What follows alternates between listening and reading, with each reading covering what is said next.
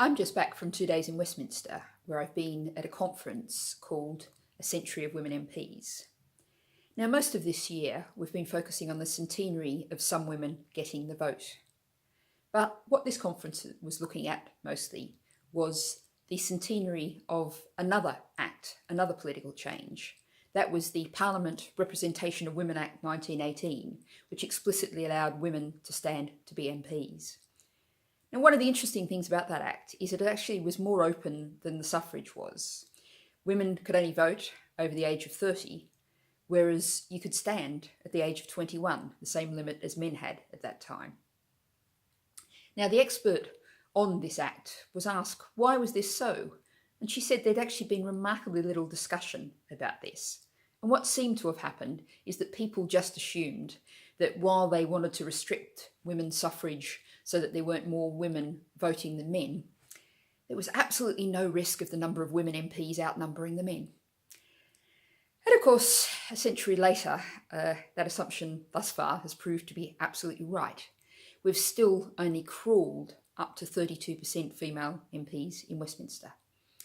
And one of the things we heard about at the conference was about other parliaments, other assemblies that have been very different. The Welsh Assembly, where briefly it became the first in the world where women actually outnumbered men.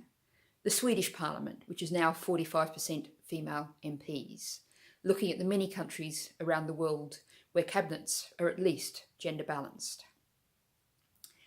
So the question, of course, comes up as to why. And some of the explanation undoubtedly came through in what we were hearing about the experiences of some of those early and indeed some current women MPs.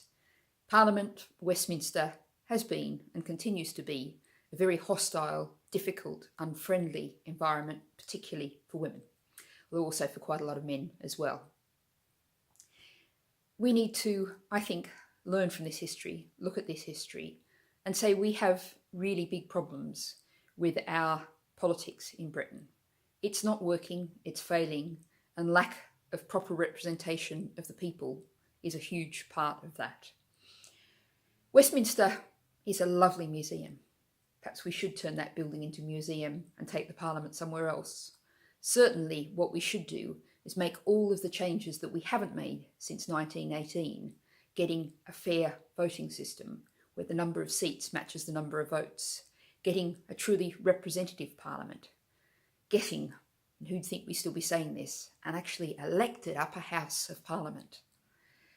So we can look back to those early women and thank them for the bravery, the huge effort, the damage some of them took personally and professionally from standing up and being an MP. But the best legacy we can give them is to ensure that we reform Parliament finally 100 years after that last big change. Get a fair proportional voting system. Get a fair representation of the people. Get a democracy.